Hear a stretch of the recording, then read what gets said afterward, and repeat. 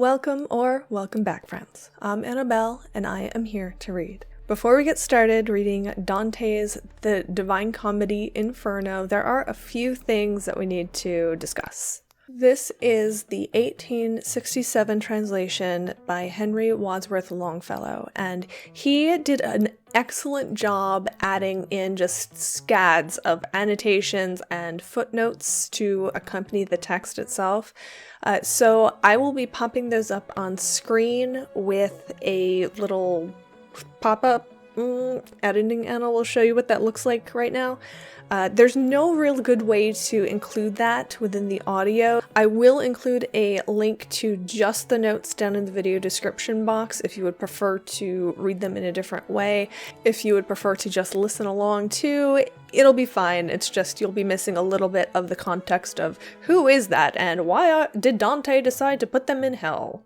To kind of spice up the reading, I will also be including some visual media within the video. So we're going to be including things that range from, 14th century woodcuts all the way up through modern video games like Hades and Diablo 3. And when I do include those, I will be popping up a citation on screen because I figure it'll be easier for you to just see that and Google it rather than comb through the huge list of links that will undoubtedly be in the video description box. One of those links is, as always, a copy to a free ebook, but I will be including a link where you can go and purchase a paperback version. Personally, I enjoy paperback versions because don't cancel me for this, but especially for longer works like this where there's a lot of history involved, I like to write in them. It's with pencil. I don't know if that matters, but hopefully those will be affiliate links, and I just want to be straightforward about that because it's a little bit of foreshadowing, but gnarly things can happen if you are not perfectly straightforward with money-related matters. So without further ado, we are reading The Divine Comedy Inferno by Dante Alighieri, translated by Henry Wadsworth Longfellow.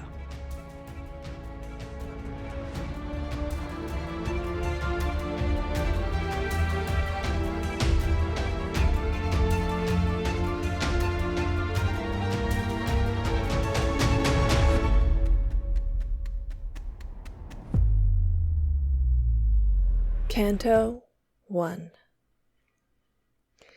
Midway upon the journey of our life, I found myself within a forest dark, for the straightforward pathway had been lost. Ah me, how hard a thing it is to say what was this forest savage, rough, and stern, which in the very thought renews the fear. So bitter is it, death is little more, but of the good to treat, which there I found, speak I will of the other things I saw there. I cannot well repeat how there I entered, so full was I of slumber at the moment in which I had abandoned the true way. But after I had reached a mountain's foot, at that point where the valley terminated, which had with consternation pierced my heart, upward I looked, and beheld its shoulders vested already with that planet's rays which leadeth others right by every road. Then was the fear a little quieted, that in my heart's lake had endured throughout the night which I had passed so piteously. And even as he who with distressful breath forth issued from the sea upon the shore turns to the water perilous and gazes, so did my soul, that still was fleeing onward, turn itself back to re-behold the past which never yet a living person left. After my weary body I had rested, the way resumed I on the desert slope, so that the firm foot ever was the lower. And lo, almost where the ascent began, a panther, light and swift exceedingly, which with a spotted skin was covered o'er. And never moved she from before my face, nay, rather did impede so much my way that many times I to return had turned. The time was the beginning of the morning, and up the sun was mounting with those stars that with him were. What time the love divine at first in motion set those beauteous things, so were to me occasion of good hope, the variegated skin of that wild beast, the hour of time and the delicious season. But not so much that did not give me fear, a lion's aspect which appeared to me. He seemed as if against me he were coming with head uplifted, and with ravenous hunger, so that it seemed the air was afraid of him. And a she-wolf, that with all hungerings seemed to be laden in her meagreness, and many folk had caused to live forlorn. She brought upon me so much heaviness, with the affright that from her aspect came, that I the hope relinquished of the height. And as he is who willingly acquires, and the time comes that causes him to lose, who weeps in all his thoughts and is despondent, e'en such made me that beast withouten peace, which coming on against me by degrees thrust me back thither, where the sun is silent. While I was rushing downward to the lowland, before mine eyes did one present himself, who seemed from long continued silence hoarse. When I beheld him in the desert vast, "Have pity unto me!" Unto him I cried, "Whiche'er thou art, or shade or real man." He answered me, "Not man. Man once I was, and both my parents were of Lombardy, and Mantuans by country, both of them. Sub Julio was I born, though it was late, and lived at Rome under the good Augustus, during the time of false and lying gods. A poet was I, and I sang that just son of Anchises, who came forth from Troy after that Ilion the superb was burned. But thou, why thou goest back to such annoyance? Why climbest thou not the Mount Delectable, which is the source and cause of every joy? Now art thou that Virgilus, and that fountain which spreads abroad so wide a river of speech?" I made response to him with bashful forehead. "Oh, of the other poets' honour and light, avail me the long study and great love that have impelled me to explore thy volume. Thou art my master, and my author thou. Thou art alone the one from whom I took the beautiful style that has done honour to me. Behold the beast, for which I have turned back. Do thou protect me from her, famous sage, for she doth make my veins and pulses tremble." "Thee it behooves to take another road," responded he, when he beheld me weeping, "if from this savage place thou wouldst escape. Because this beast, at which thou criest out, suffers not any one to pass her way, but so doth harass him that she destroys him, and has a nature so malign and ruthless that never doth she glut her greedy will, and after food is hungrier than before. Many the animals with whom she weds, and more they shall be still, until the greyhound comes, who will make her perish in her pain. He shall not feed on either earth nor pelf, but upon wisdom, and on love and virtue. Twixt Feltro and Feltro shall his nation be, of that low Italy shall he be the saviour, on whose account the maid Camilla died, Euryalus, Turnus, Nisus of their wounds. Through every city shall he hunt her down, until he shall have driven her back to hell, there from whence envy first did let her loose.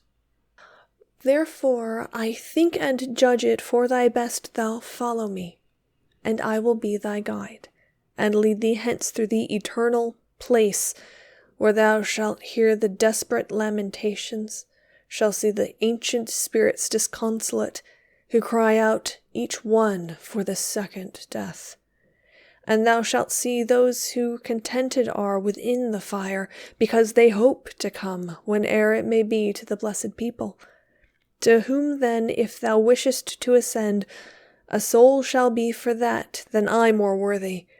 With her, at my departure, I will leave thee, because that emperor who reigns above, in that I was rebellious to his law, wills that through me none come into his city.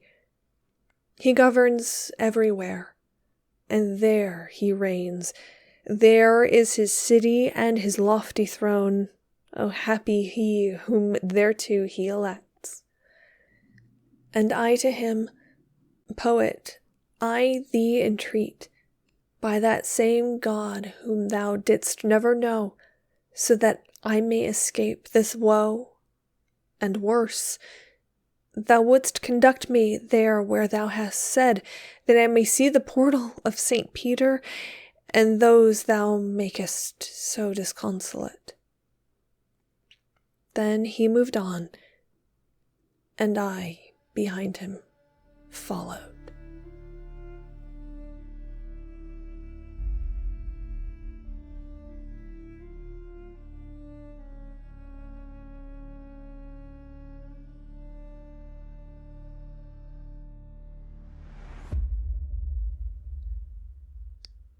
Canto 2. Day was departing, and the embrowned air released the animals that are on earth from their fatigues, and I, the only one, made myself ready to sustain the war, both of the way, and likewise of the woe, which memory that errs not shall retrace.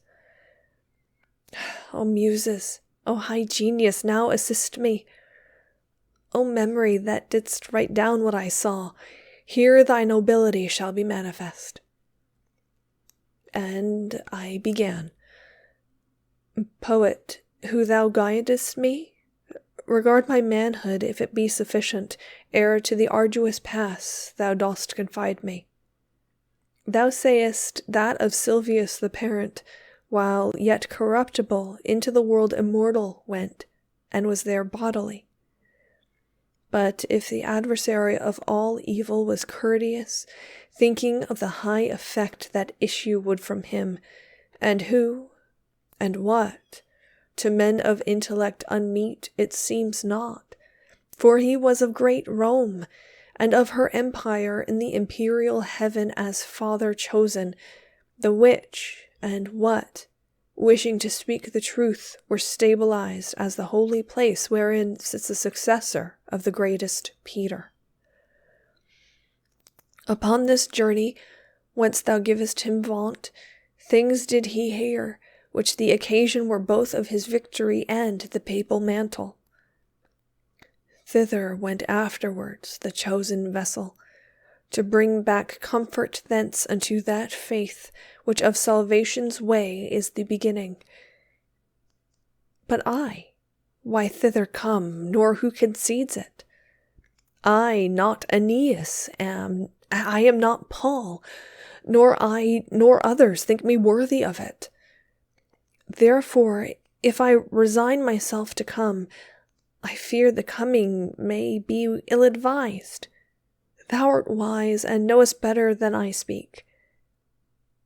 And as he is, who unwills what he willed, and by new thoughts doth his intention change, so that from his design he quite withdraws.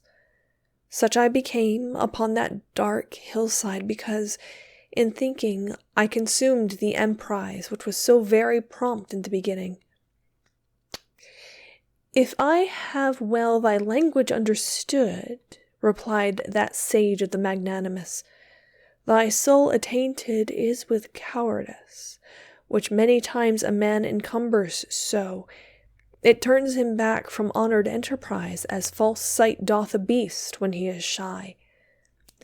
That thou mayest free thee from this apprehension, I'll tell thee why I came, and what I heard at the first moment when I grieved for thee. Among those I was who are in suspense, and a fair saintly lady called to me in such wise I bethought her to command me. Her eyes were shining brighter than the star, And she began to say, gentle and low, with voice angelical in her own language, O spirit courteous of Mantua, of whom the fame still in the world endures and shall endure long-lasting as the world, a friend of mine, and not the friend of fortune, upon the desert slope is so impeded upon his way that he is turned through terror, and may, I fear, already be so lost that I too late have risen to his succor from that which I have heard of him in heaven. Bestir thee now, and with thy speech ornate, and with what needful is for his release, assist him so that I may be consoled. Beatrice am I, who do bid thee go. I come from there which I would fain return. Love moved me, which compelleth me to speak. When I shall be in presence of my Lord, full often will I praise thee unto him. Then paused she, and thereafter I began. O Lady of Virtue, thou alone through whom the human race exceedeth all contained within the heaven that has the lesser circles, so grateful unto me is thy commandment. To obey, if 'twere already done, were late. No farther needest thou ope to me thy wish. But the cause, tell me, why thou dost not shun the here descending down into this centre, from the vast place thou burnest to return to. Since thou wouldst fain so inwardly discern, briefly will I relate, she answered me. Why I am not afraid to enter here. Of those things only should one be afraid which have the power of doing others harm. Of the rest, no, because they are not fearful. God in his mercy such created me, that misery of yours attains me not, nor any flame assails me of this burning. A gentle lady is in heaven, who grieves at this impediment, to which I send thee, so that stern judgment there above is broken. In her entreaty she besought Lucia, and said, Thy faithful one now stands in need of thee, and unto thee I recommend him. Lucia, foe of all that cruel is, hastened away, and came unto the place where I was sitting with the ancient Rachel.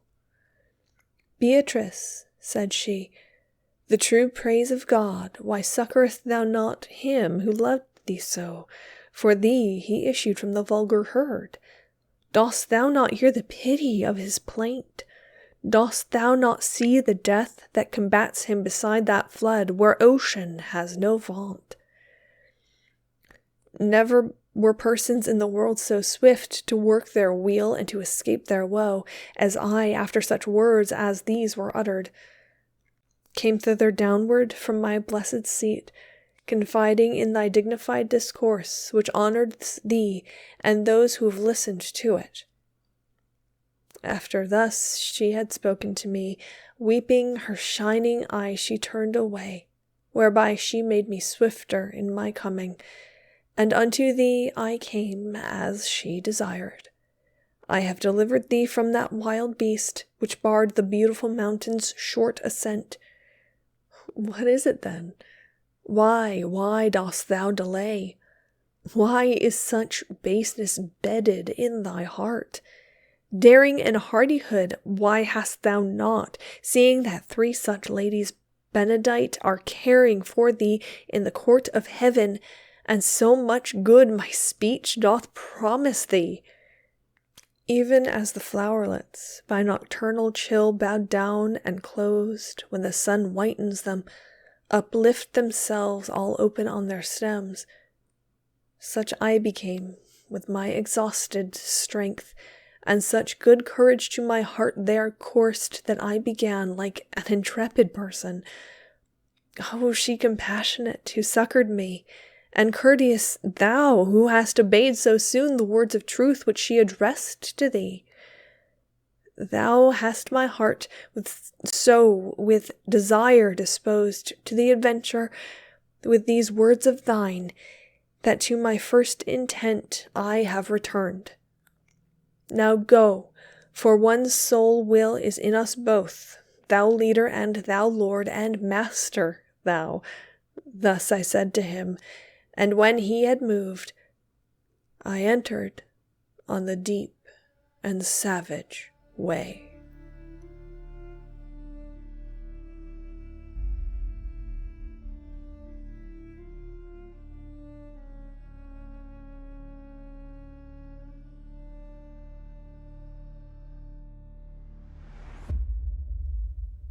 Canto 3. Through me the way is to the city dolent. Through me the way is to eternal dole.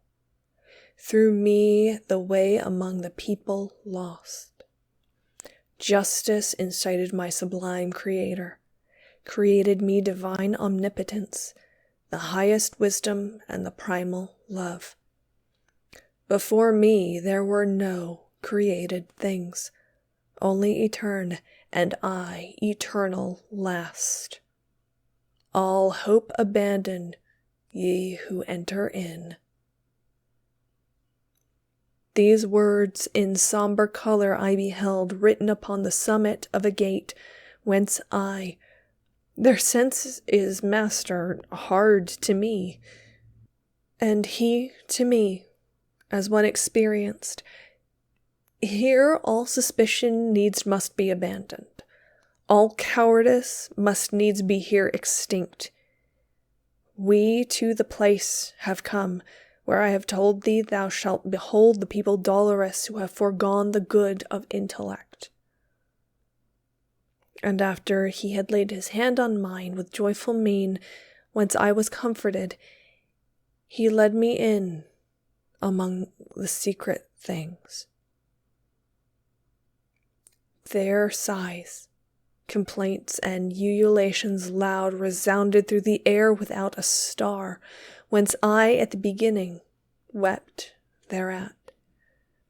Languages diverse, horrible dialects, accents of anger, words of agony, and voices high and hoarse, with sound of hands made up a tumult that goes whirling on forever in that air forever black, even as the sand doth when the whirlwind breathes.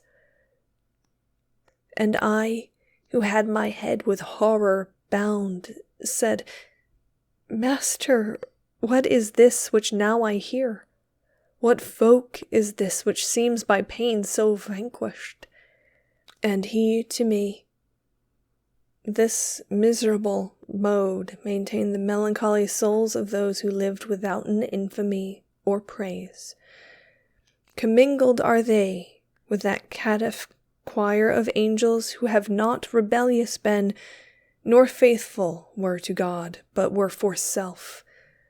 The heavens expelled them, not to be less fair, nor then the nethermore abyss receives for glory none the damned would have from them. And I, O Master, what is so grievous as to these that maketh them lament so sore? He answered, I will tell thee very briefly. These have no longer any hope of death, and this blind life of theirs is so debased they envious are of every other fate. No fame of them the world permits to be, misericord and justice both sustain them.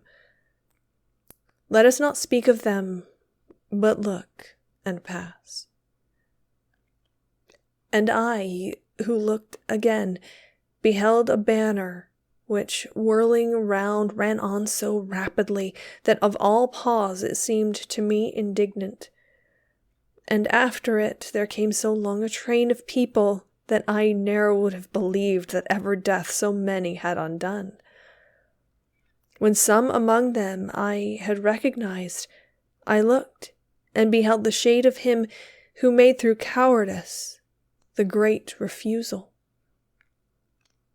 Forthwith I comprehended, and was certain that this the sect was of the caitiff wretches hateful to God and to his enemies. These miscreants, who never were alive, were naked, and were stung exceedingly by gadflies and by hornets that were there. These did their faces irrigate with blood, which with their tears commingled at their feet by the disgusting worms was gathered up. And when to gazing farther I betook me, people I saw on a great river's bank, whence said I, Master, now vouchsafe to me, that I may know who these are, and what law makes them appear so ready to pass over, as I discern athwart the dusky light. And he to me, These things shall all be known to thee, as soon as we our footsteps stay upon the dismal shore of Acheron. Then, with mine eyes ashamed and downward cast, fearing my words might irksome to him be, from speech refrained I, till we reached the river. And lo, towards us coming in a boat, an old man, hoary with the hair of eld, crying, Woe unto you, ye souls depraved! Hope never more to look upon the heavens. I come to lead you to the other shore, to the eternal shades in heat and frost. And thou that yonder standest, living soul, withdraw thee from these people who are dead. But when he saw that I did not withdraw, he said, By other ways, by other ports, thou to the shore shalt come, not here for passage. A lighter vessel needs must carry thee. And unto him the guide, Vex thee not, Charon. It is so willed there where is power to do that which is willed, and farther question not. Thereat were quieted the fleecy cheeks of him the ferryman of the livid fen, who round about his eyes had wheels of flame. But all those souls who weary were, and naked, their colour changed and gnashed their teeth together as soon as they heard those cruel words. God, they blasphemed, and their progenitors, the human race, the place, the time, the seed of their engendering and of their birth. Thereafter all together they drew back, bitterly weeping, to the accursed shore, which waiteth every man who fears not God. Charon the demon, with the eyes of gleed beckoning to them, collects them all together, beats with his oar whoever lags behind. As in the autumn time the leaves fall off, one and then another, till the branch unto the earth surrenders all its spoils, in a similar wise the evil seed of Adam throw themselves from that margin one by one, at signals, as a bird unto its lure. So they depart upon the dusky wave, and ere upon the other side they land, again on this side a new troop assembles. My son, the courteous master said to me, all those who perish in the wrath of God here meet together out of every land, and ready are they to pass o'er the river, because celestial justice spurs them on, so that their fear is turned into desire. This way there never passes a good soul, and hence if Charon doth complain of thee, well mayest thou know now what his speech imports. This being finished, all the dusk champagne trembled so violently that of that terror the recollection bathes me still with sweat. The land of tears gave forth a blast of wind, and fulminated a vermilion light which overmastered me in every sense, and as a man whom sleep hath seized, I fell.